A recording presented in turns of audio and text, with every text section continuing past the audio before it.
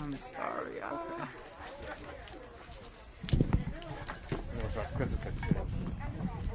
Okay.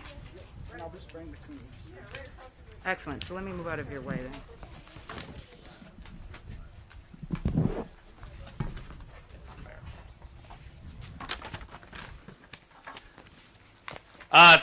Oh man, I forget how loud I am. Sorry. It's like Kermit the Frog. Thank you all for being here today. My name is Chris Cook, and it's my great pleasure to welcome you all this morning to this exceptional garden. Just a quick heads up, in between speakers, our good colleague Harry will be wiping down the microphone and the podium for us, so thank you, Harry, for doing that. Our gratitude to our hosts, the trustees of reservations, not only for their hospitality today, but for their stewardship of very special places like Nightingale throughout our city and indeed throughout the Commonwealth. Of course, thank you to the gardeners themselves. Can you please give a round of applause for the gardeners who are hosting us today?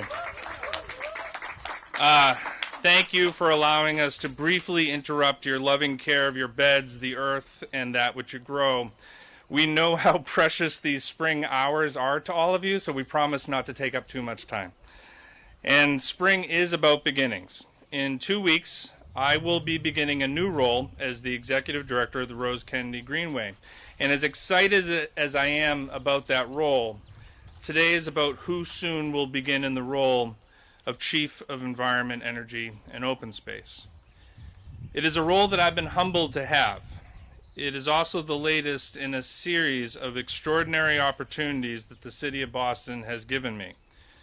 15 years that began at the Boston Public Schools and continued at the Mayor's Office of Arts, Tourism, and Special Events, the Parks Department, and now as a member of the Mayor's Cabinet. I am indebted to all of my colleagues from these city departments and many others.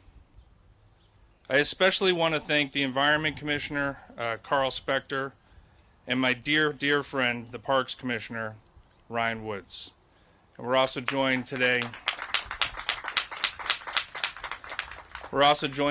by Lincoln and Josh from the Parks Department, Brad Swing, who has fundamentally changed energy use in the city of Boston over the past 15 years, and many other colleagues.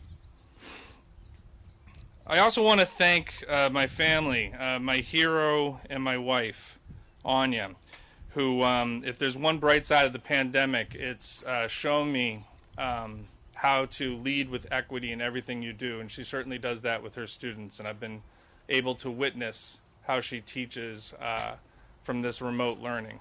I've been very grateful for that. And I want to thank our children, Seer and Roisin. The timesheets associated with these jobs don't reflect the sacrifices families make, especially in the most precious of resources, time.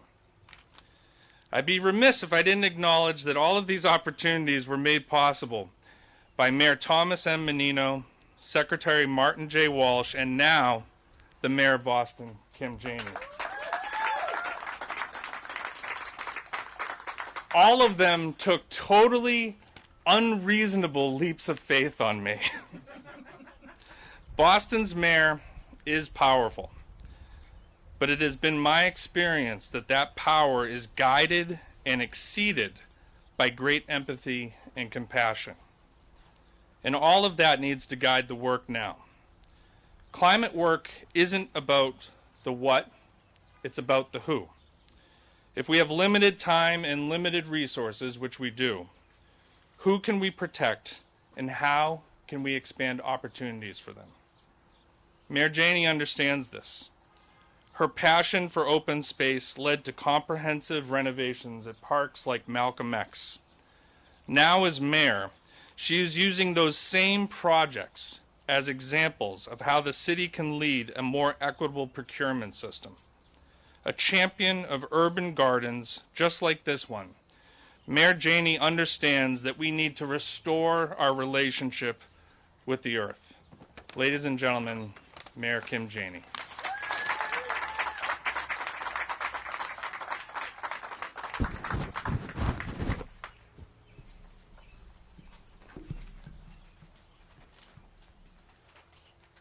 Thank you, Harry. And thank you all for being here. My heart is very full as I stand here in this beautiful community garden. I want to begin my remarks with thanking Chris Cook, our chief of what I call all things green, for that amazing introduction. I want to thank you for your years of service to the city of Boston. You have truly been a champion for our open spaces. I wish you all the best, certainly as you move forward. As I've already said, I know you will be close by and continue to be an amazing partner for the city. So I am really grateful for your leadership and for what you will continue to do for the city of Boston. And I want to acknowledge your family. Yes, please give it up for Chief Cook.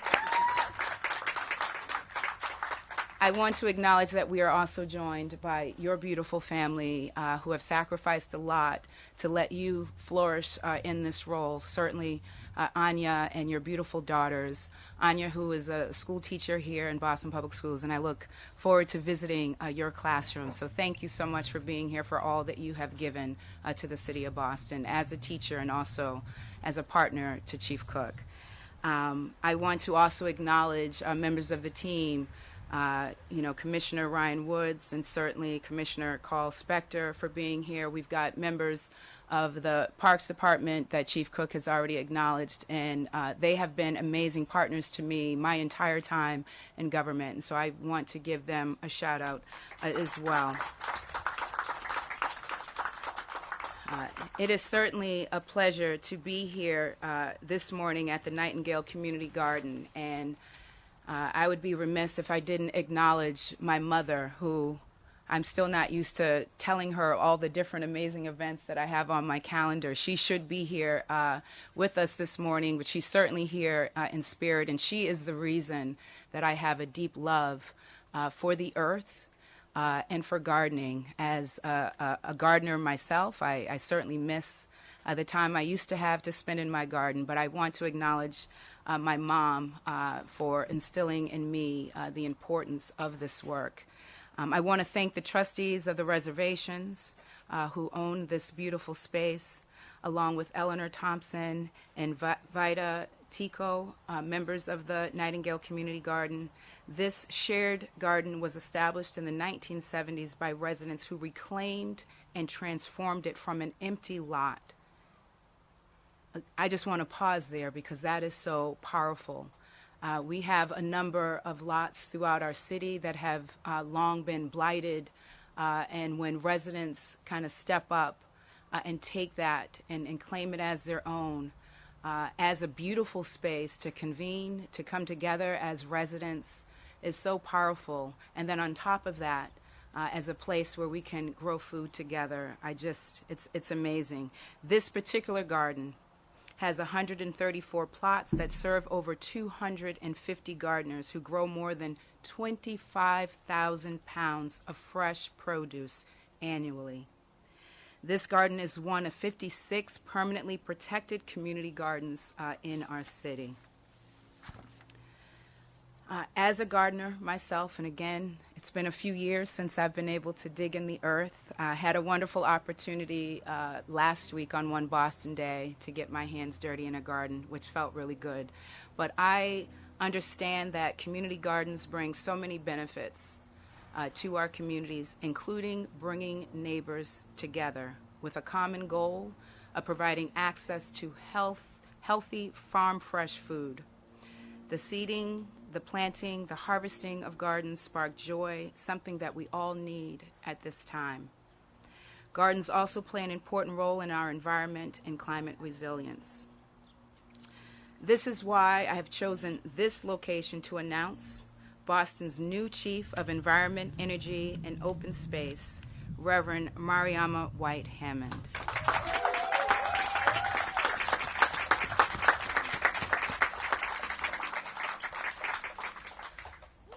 Before I go on, I want to acknowledge that we are joined by Reverend Mariama White-Hammond's partner and husband, Ron Dorsey, who is here with us, who in his own right has dedicated his life to serving this city, not just as a city employee, a prior city employee, but just in all of his work.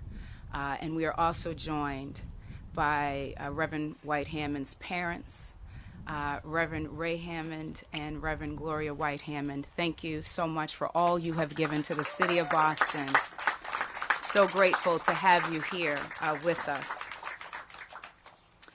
Reverend White-Hammond, as our new cabinet chief, will lead the cabinet in achieving its mission of enhancing the quality of life in Boston by protecting air, water, climate, and land resources, such as this garden, and preserving and improving the integrity of Boston's architectural and historic resources. As an experienced leader in ecological and social justice, Reverend White-Hammond brings a clear vision for a more environmentally equitable and climate-resilient Boston.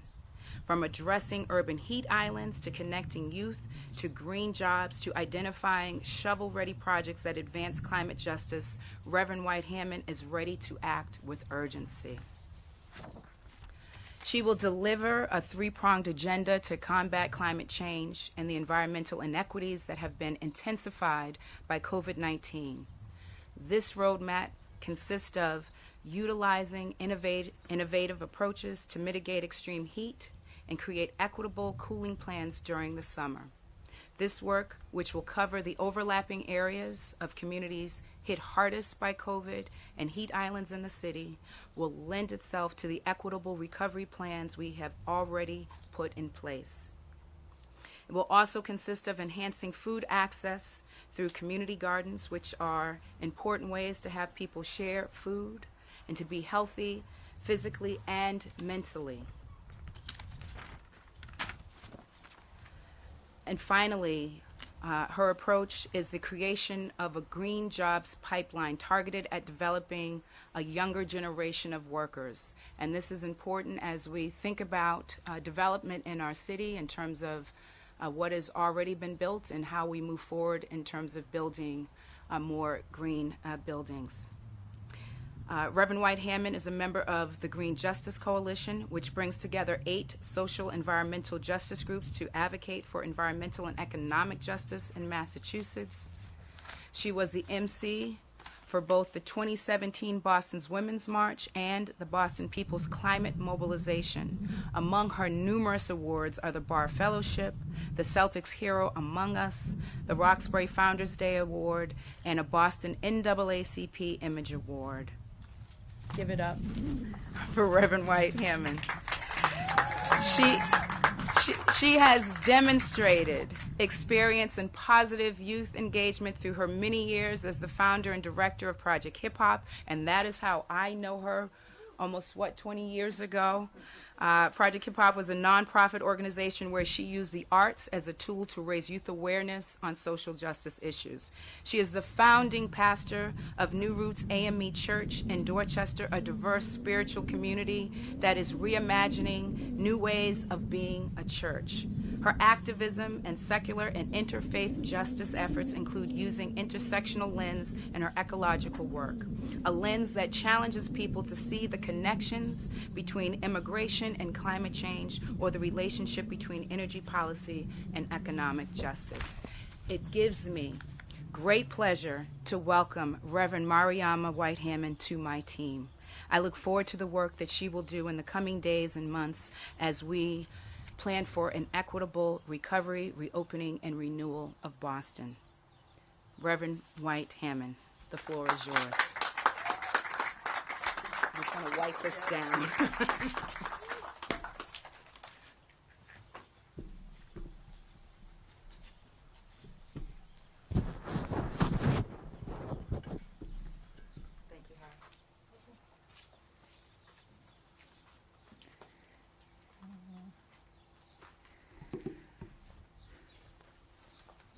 Good morning. Good morning. It is so great to be here with you, particularly in this place. And I think God is shining down on us because it is such a beautiful day. And I love spring in New England, but you know, sometimes we get these kinds of days. Sometimes we get some other kinds of days. But as a gardener, I've learned to appreciate even those times when it's rainy because then I don't have to get up and go and water myself. So I want to say such a deep thanks to the mayor. When Chris Cook first called me and asked me to consider this, he said, "Don't say anything, just think about it." I have, for most of my life, been trying to figure out how to fit 26 hours into the day, and I do want to tell you that I have not successfully made that happen. Instead, I've just sometimes taken on more than I could handle. But when I stopped to think, to pray about this opportunity, I started imagining what was possible. And then I went to sit down with Mayor Janey, who I've known for years, and really to understand her vision. And I was so excited to really think about how we make sure that racial and economic justice are embedded into everything we do. When she talked about gardening, I saw the way her eyes lit up as she thought about putting in those seedlings and putting everything together. And I knew after that that this was an important opportunity to move forward the agenda that she has developed for our city. So I want to thank you for thinking of me and for giving me the opportunity to participate in this important time in Boston's history. I also want to say a deep thank you to Chris Cook. I've had the opportunity to work with Chief Cook. I'm the kind of person that will give him a call and share my concerns about how we could be doing a little bit more. But what I really appreciate about him is that when you raise something, he'll say, "I don't know, but I'll get back to you." And then he actually does get back to you and says, "How can we move this forward together?" That's an important legacy, and it's one that I hope to continue in our work in the department. I want to thank my family, my parents, and my husband, who's already been giving me a lot of tips about how I need to manage all of this. He's had his own experience being a chief, and so he's trying to help me pace myself and figure out how to do this work well. I want to thank the community of Boston that has supported and raised me over the years. I'm a child of this city. I've taken the 23 and the 19 and been on the 28 maybe times when I wasn't supposed to be there. I have moved around this city and sometimes been afraid, because if you were in a place you weren't supposed to be, you would look around and make sure nobody would see you. But it's so many folks in this city who've invested in me, encouraged me, and sometimes called me out that have brought me to this place. I want to thank the Nightingale Community Garden. This is not my first time being here. It's a great space with amazing gardeners. You'll see there's a lot of overwintering crops here, and I can see that garlic harvest is going to be ample here. I want to thank you, particularly Ms. Elnora, who's been so encouraging, and to Vidya from the trustees. Thank you for your work. As Mayor Janey mentioned, her agenda is really about bringing our city back from this last year that has been challenging for so many of us. It has tested and tried ourselves, our families, and all of our systems. And it has exposed the deep fragility and vulnerability of so many of our communities. But what I'm most excited is that she doesn't just want to bring it back to what it was. That our hope is to come back stronger than ever before, more united than ever before, more justice-seeking than ever before. And so I look forward to working on issues of food justice, access, and sovereignty. I will not be able to do this work alone, so I am putting all of our growers on notice that we need your help. We need you to engage young people and your neighbors like you've already been doing, but at a scale like never before. I'm excited to work on issues of summer heat and to do so in such a way that doesn't exacerbate our carbon footprint. So Brad, we'll get started on that right away. How are we going to do that together? And thinking really about green jobs as a pathway for our youth, and particularly our youth of color in the BPS system. Green jobs can be great jobs on which people can raise their families. And far too many of our young people are not on track for the kinds of jobs that are sustainable and will allow them to remain residents of this city. So I look forward to continuing all of the great work that's already being done in the department, and to unlock new possibilities as staff slowly begin to return from quarantine and put our heads together, and maybe our elbows, since I'm not sure we can shake hands quite yet, to think about how we accelerate the recovery. And finally, I want to name something that the mayor talked about that was super exciting to me. She talked about a joy agenda. This year has been challenging.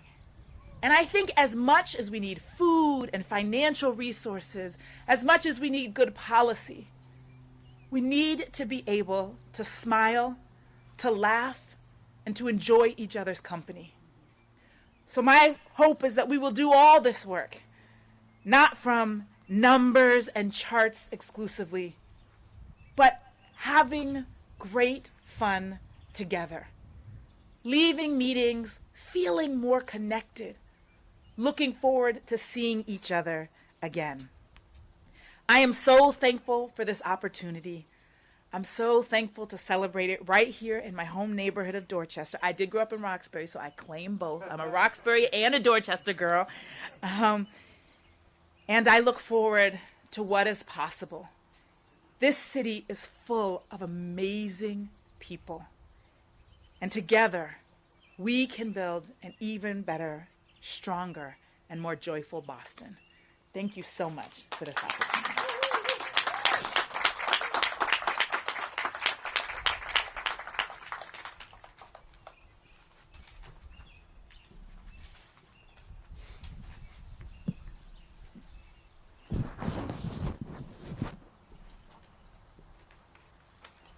Happy to take a few questions, but also just wanted to acknowledge a few others on my team who are here. Very proud to be joined by my Chief of Staff, Chris Osgood,